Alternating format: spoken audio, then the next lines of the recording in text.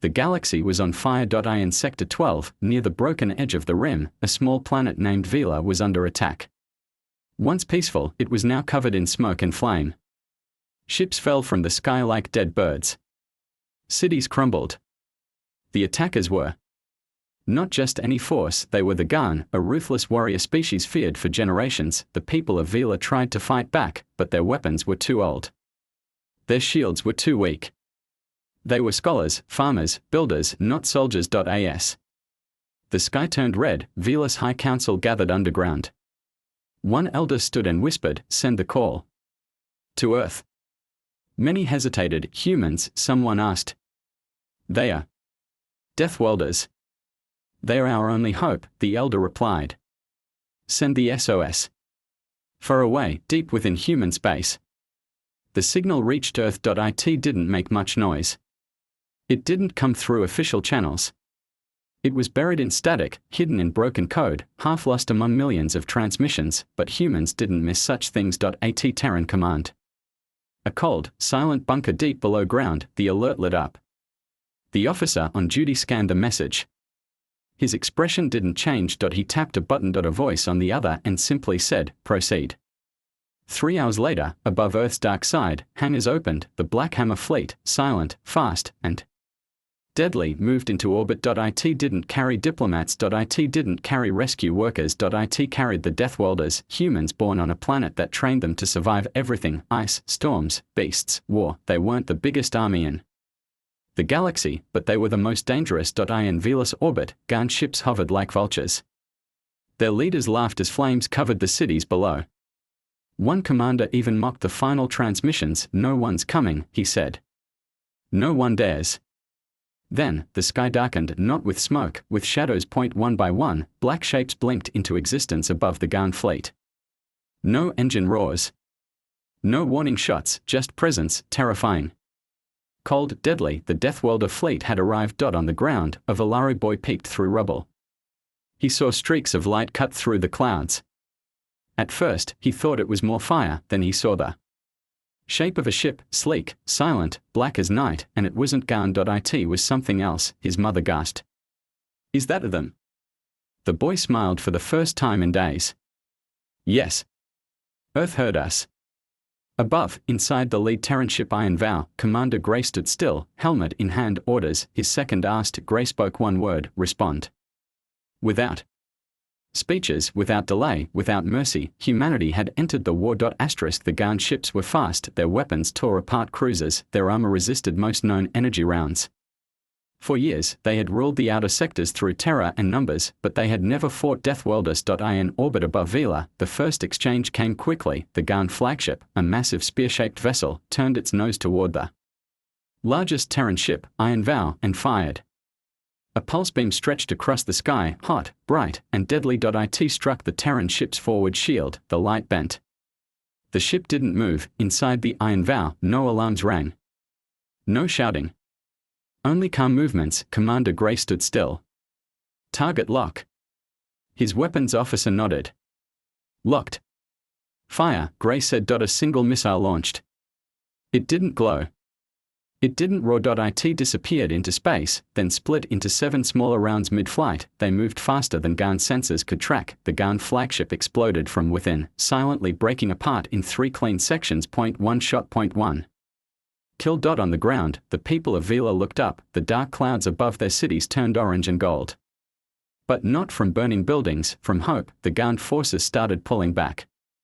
Not because they were beaten, but because they were confused. They didn't know what they were facing. They couldn't understand the way human ships moved, not in lines, not in predictable waves. Each Terran vessel acted independently, yet perfectly coordinated, like wolves circling their prey. Inside a Garn assault cruiser, Commander Vrel cursed at the screen. "Who are these things? Their ships don't follow any known pattern."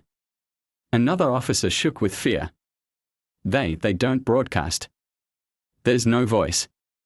No threats. Just silence." Vrel shouted, "Then fire everything. Break the silence." Back.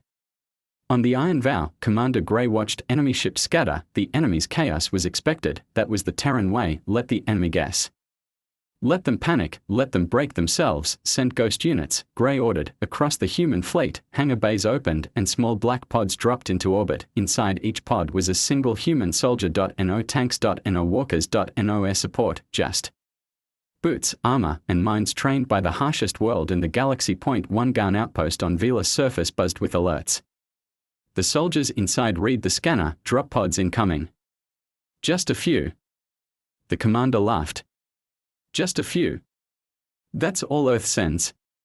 He had no idea. In the jungle north of Veela's capital city, a pod crashed through the trees. Dust and steam rose around it. A human soldier stepped out. He moved without sound, armor-absorbing light. A drone hovered behind him, scanning the area. He looked ahead. Enemy outpost, target marked. No backup needed. In the space above, gun warships tried to flee. But each one found itself blocked by human vessels that had already predicted their paths. There was no retreat. No surrender. No negotiation. This wasn't war, this was a message. One gun commander sent a last desperate transmission to his homeworld. We didn't face soldiers. We faced shadows. They don't scream. They don't show fear. They act like they've already won. Then the transmission cut off. His ship never made it out. Back on Veela, the boy who had once hidden in rubble now stood beside his mother in a field lit by the glow of orbiting ships. A single human soldier walked past them, tall, armored, quiet. The boy whispered, "They came for us." His mother nodded, eyes wide. Earth answered. Veela's soil had never seen war like this. The ground was scarred, burned from gun blasts, scorched by landing engines. Trees were shattered. Fields were torn open, and now, the Death Welders walked across it, the first wave of human ground. Troops spread through Veela's forests, hills, and cities. Each moved with quiet purpose, no shouting, no long marches. They traveled in pairs or alone, guided by drones and satellite feeds. They knew where every gun unit was hiding. They had planned for it. In a ruined village near the northern edge of Veela's capital, a gun squad took shelter inside an old temple. They thought it was safe, thick stone walls, hidden roof, only one way in, but that was a trap humans expected. A single Death Welder approached through the smoke, armor dusted with ash. He moved fast. His drone dropped smoke grenades on the far side of the temple. When the gun turned to defend that side, the human came through the front. One by one, they fell. Silently. Quickly, Commander Gray stood inside the mobile command post. On the edge of orbit, watching a display of red and blue lights across Veela's surface. Red, gun positions, blue, human teams. The red lights were disappearing faster than expected. One officer spoke. "Sir, most gun forces are in retreat. They are trying to regroup south of the mountain range." Gray nodded. "They'll dig in." Another officer asked, "Should we hit them from orbit?" Gray looked at the screen for a long second. "No. The ground remembers." The room went quiet. He explained, "Let the people of Veela see us down there. Not just our ships. Our soldiers." He knew it mattered. War wasn't just about winning. It was about who stayed after the battle. In the center of Veela's capital, families came out of hiding. People stepped through cracked buildings and broken shelters, blinking at the sunlight. For the first time in weeks, and then they saw the humans, tall, armored, weapons holstered, not smiling, but not threatening either, just present. A Valari elder, weak but standing, stepped toward one of them. "You came." The human removed his helmet, revealing a scarred face and quiet eyes. "You called." Elsewhere, the gun forces were falling apart. Their command system had collapsed. Their supply lines were broken. Their ships were gone or captured, and their fighters were scared. One gun captain, hiding in a deep cave bunker, sent a message to any remaining ally. "We didn't lose because they had more. We lost because they were ready. Every move we made, they expected. It's like they trained for us. Like they knew this day would come." Then the signal cut off. That night, Veela was silent, not from fear, but from peace. Fires were gone. Guns were quiet. From orbit, the human fleet floated above like watchful guardians. They didn't land cities. They didn't raise flags, they just remained. To protect. To remind. In the hills outside the capital, a young Valari girl sat with her grandfather. She looked at the stars above. "Will they leave us?" she asked. The old man smiled gently. Yes. But not yet. Why? Because they came when we needed them. And they'll stay until we don't. She nodded, holding a piece of soft earth in her hand. The ground remembered what came before, the fire, the fear. Now it would remember something else, the day Deathworlders came and didn't conquer, but saved. In the far south of Vila, where the jungles stretched for miles, the last of the Garn forces had dug themselves in. Their ships were destroyed. Their leaders were gone. Most communications were jammed, but still, they tried to flee. Commander Law of the Garn, battered and limping, stood before a group of surviving officers. There's a way off this planet, he growled. Old supply runners. Still hidden underground. We use them, we vanish. An officer asked, and then? We warned the others, Law said, voice shaking. Tell them what we faced. Tell them never, never attack Earth. High above, in the orbiting Iron Vow, Commander Gray reviewed the movement patterns of the remaining Garn squads. He spotted it, underground paths, he muttered. South Jungle. They are not hiding. They are trying to escape. One tactical officer asked, shall we destroy the tunnels from orbit? Gray shook his head. No. They need to understand that running doesn't work. He tapped the console, send in the Echo teams. Echo teams were special. They weren't just soldiers, they were the ones who survived the hardest places on Earth, volcanoes, frozen seas, poison jungles, and cities long turned to ash. They were the reason other humans felt safe, and now, they dropped into Vila's southern jungle in silence. The Garn officers made it to the tunnels. Covered in vines and dust, the old transport shafts stretched deep beneath the forest. A few surviving scouts cheered. We'll make it. Lord didn't smile. Not yet. They entered the tunnels fast, torches flickering on walls. The darkness was thick. The air was tight. Then, a sound, click. Another. Click. Click. Point 1 Garn froze. Did you hear that? 2. Late, from above, from below, from behind. Echo team was already there, silent. Precise. Unseen, the Garn didn't even reach the halfway point. On the surface, human soldiers watched the entrance from a distance. No Garn came out. Commander Gray received the update. All targets neutralized. No survivors.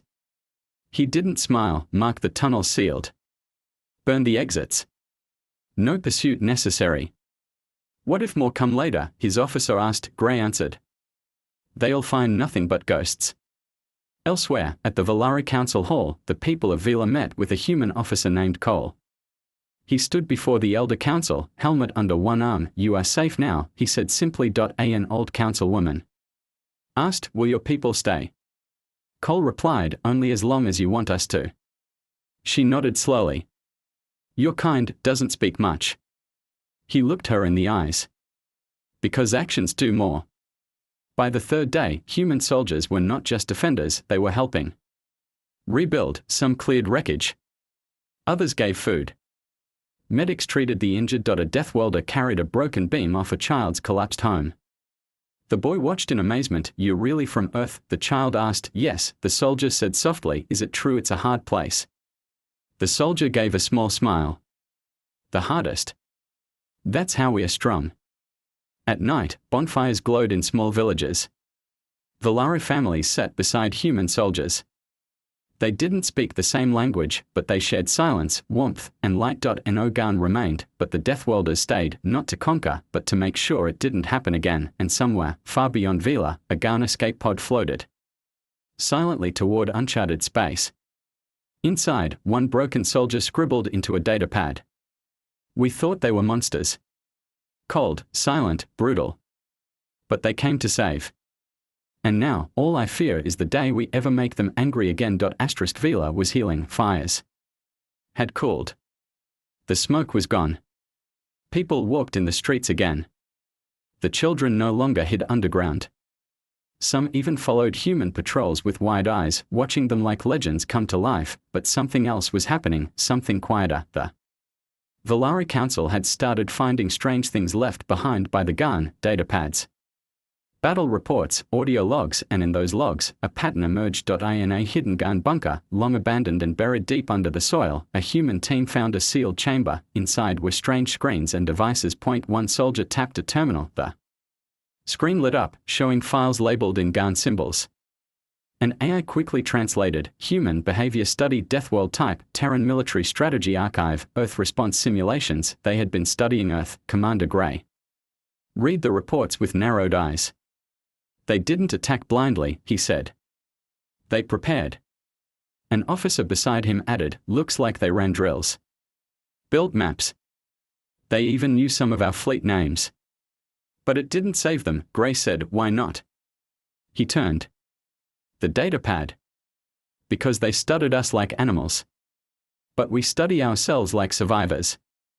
The GAN reports showed one clear mistake. They believed humans were emotional, wild, uncoordinated, but that was the surface. Beneath that, humans had built a defense system so vast, so hidden, that even close allies didn't know everything. Subfleets, hidden training worlds, quiet signals across deep space, and worst of all, humans plan not for victory, but for survival. No matter the enemy.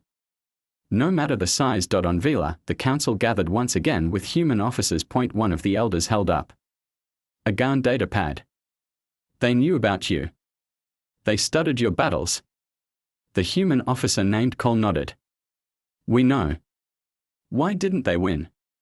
Cole thought for a second, then said quietly, because humans don't just train for the enemy we see.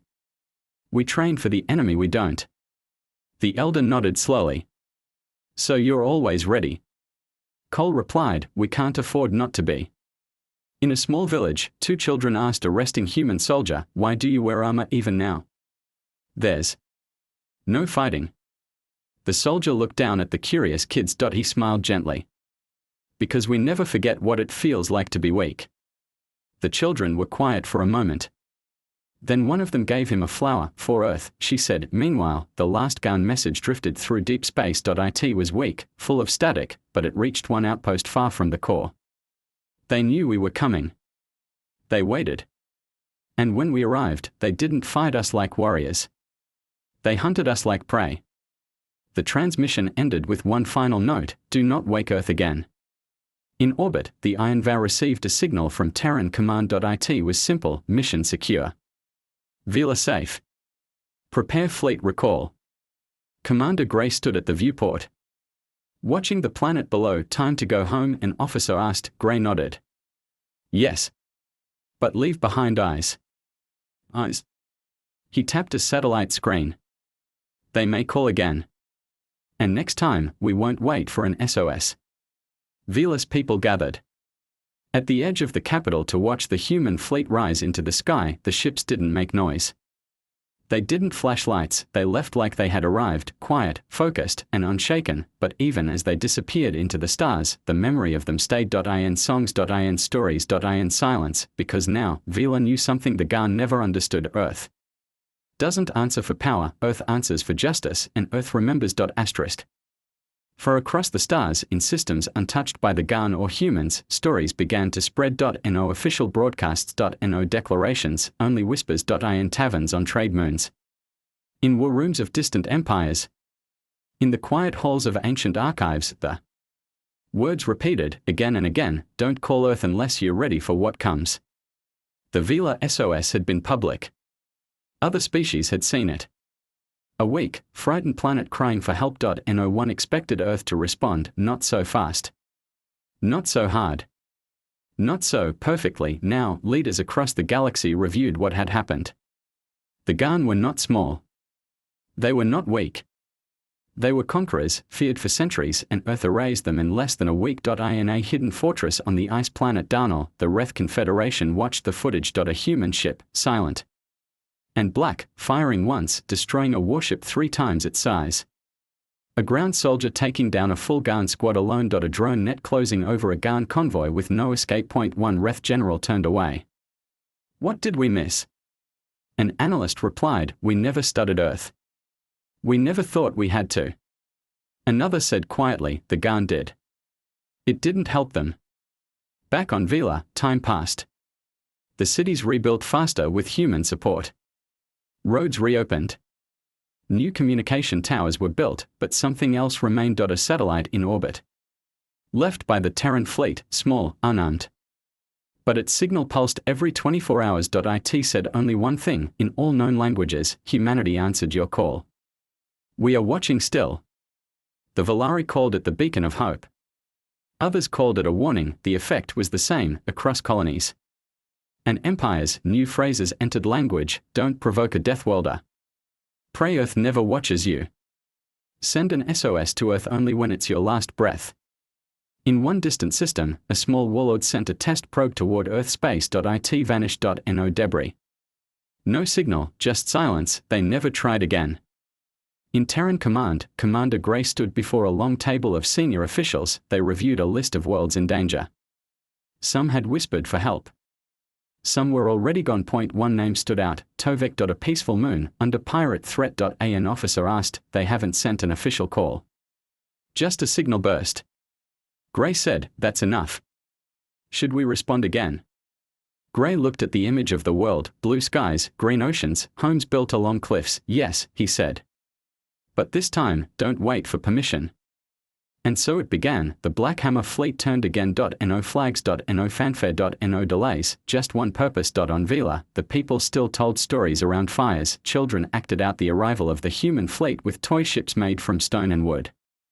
One boy asked his father, will they ever come back? His father smiled. I hope not. Why? Because that means we are safe. The boy looked up at the stars and whispered, thank you, Earth. In a corner of the galaxy where power ruled and fear was currency, Earth had become something else. A presence. A force that didn't boast. A force that didn't threaten. A force that acted when others hesitated. Vila had changed. The buildings were new, the streets were clean, and the people walked without fear. But the biggest change wasn't in stone or steel. It was in memory, the memory of the day they called for help. An Earth answered. In a school at the edge of the capital, young students gathered around a large screen. The teacher tapped a button and a recording played, old footage, taken during the invasion. Black Terran ships drifting through smoke-filled sky. Human soldiers dropping into war zones without speaking. A death welder shielding Volari children during a firefight. The room was silent as the video ended. The teacher turned. What do we learn from this? A small girl raised her hand. That Earth protects its friends. The teacher nodded. Yes. And more. Another child said softly that they don't wait for permission. In the rebuilt council hall, leaders from neighboring systems arrived for a new treaty. They no longer saw Vila as weak. Now, Vila was respected not for its weapons, but for who came when it needed help, and behind every agreement, behind every word, was the silent reminder, Earth is watching. In Terran space, the Iron Vow returned home. Commander Gray stepped off the ship for the first time in months. The air was fresh. The sky was blue. Children waved from the crowd gathered nearby. No medals. No parades, just nods of understanding. He walked toward the silent command bunker where new missions were already waiting, because peace was temporary. And Earth knew better than anyone, there's always another call. High above Earth, in a hidden station, a signal pulsed outward every few hours. Not a warning. Not a weapon, just redness. One technician asked his supervisor, will we answer again? The reply was calm. If the call is true, yes. In a far-off part of the galaxy, on a planet the Gun once ruled, a new group of settlers built their homes. One elder told the settlers a story by the fire. They thought Earth would stay quiet. They thought death welders were legend. But they came. A child asked, what did they want? The elder smiled. Nothing. That's why it meant everything. The phrase, send the call, became part of every language. It meant more than asking for help. It meant trusting someone would come. Believing someone still listened, and Earth did, not with speeches, not with flags, but with ships. With soldiers. With silence that brought peace. Years later, a monument stood outside the Volari capital. Not made of gold or crystal, just strong black stone. Carved into it were the words in every known language, to those who answered. To those who stayed. To those from Earth. The legacy of the call was simple. When the galaxy cried out, Earth didn't hesitate. When danger came, death welders arrived. And when the fight was over, they vanished like mist, but they always left something behind, a hope. Memory. And a message carved into the heart of every world they saved, never mistake Earth's silence for weakness. It is the silence before the storm. And the storm never misses its mark. Star.